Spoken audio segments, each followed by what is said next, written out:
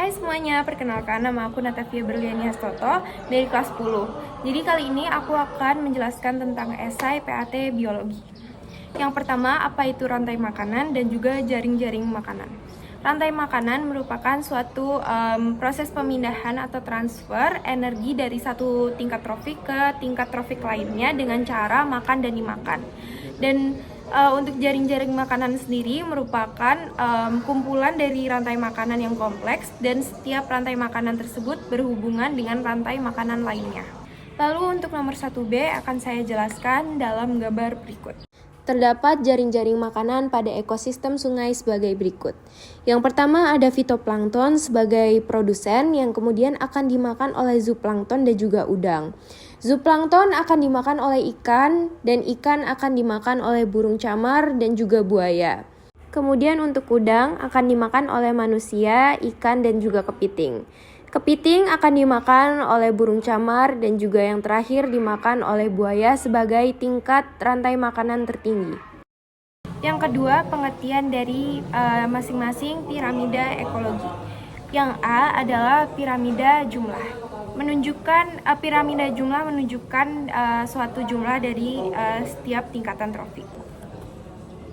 Yang B merupakan piramida biomasa.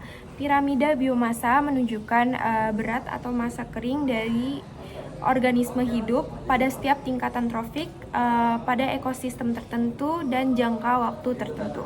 Yang C merupakan piramida energi. Piramida energi sendiri menunjukkan penurunan energi pada setiap tingkat trofik. Lalu yang nomor 2B akan saya jelaskan dalam gambar berikut. Berikut merupakan perbandingan piramida biomasa pada ekosistem daratan dan ekosistem perairan. Pada ekosistem daratan, produsen berada pada paling bawah piramida, yang artinya produsen memiliki massa gabungan total lebih besar daripada herbivore, dan herbivore lebih besar dari karnivor kecil, dan karnivor kecil lebih besar dari karnivor besar. Lalu pada ekosistem perairan, produsen berada pada tingkat paling bawah piramida yang terbalik. Itu artinya produsen memiliki massa yang lebih kecil dibandingkan herbivore, dan herbivore memiliki massa lebih kecil daripada karnivor kecil, dan juga karnivor kecil memiliki massa yang lebih kecil daripada karnivor besar. Dan artinya karnivor besar memiliki massa yang paling besar di antara semuanya. Kemudian ada daur fosfor untuk nomor 3. Daur fosfor dapat dilihat pada gambar berikut. Pada daur fosfor yang pertama terdapat industri pupuk fosfat yang akan digunakan untuk memupuk tumbuhan. Tumbuhan akan menjadi produsen yang akan dimakan oleh hewan, yang kemudian akan menjadi tulang-tulang hewan dan mengendap di laut dangkal. Kemudian tulang-tulang tersebut akan mengendap di laut menjadi batuan fosfat, guano, dan tulang yang kemudian dijadikan industri pupuk fosfat. Pada pemanfaatannya, endapan di laut dangkal tertuju pada ikan, burung, dan organisme laut lainnya. Kemudian akan berubah menjadi batuan fosfat, guano, dan tulang. Dan kemudian akan diambil oleh industri pupuk fosfat.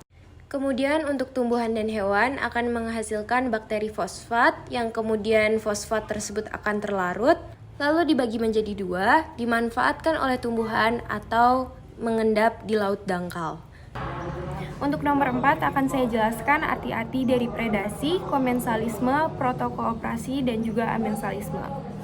Untuk predasi sendiri adalah interaksi antar makhluk hidup di mana yang satunya menjadi target diburu atau dimakan dan yang satunya memburu. Contohnya seperti cicak dan nyamuk, lalu contoh lainnya seperti harimau dan juga rusa.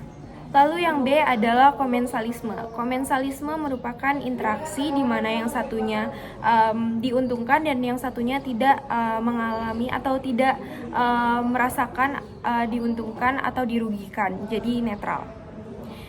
Contohnya itu ada ikan remora dan juga hiu. Ikan remora menempel pada hiu untuk berlindung. Lalu C yaitu protokooperasi, di mana interaksi keduanya saling menguntungkan tapi tidak wajib. Contohnya seperti kerbau dan burung jalak, di mana kutu pada kerbau dimakan oleh burung jalak dan burung jalak mendapat makanan. Yang D atau yang terakhir adalah amensalisme. Amensalisme sendiri adalah interaksi di mana yang satu rugi, pihak yang satunya rugi, dan yang satu tidak terpengaruh apapun. Contohnya adalah bunga anggrek yang menempel pada pohon atau tanaman lain. Dan hal ini anggrek mengeluarkan zat yang dapat menghambat pertumbuhan tanaman lain, atau bisa juga tanaman lain apapun yang mengandung atau yang memiliki zat aleopati. Sekian pembahasan esai dari PAT Biologi Natavia Berliani. Semoga bermanfaat. Terima kasih.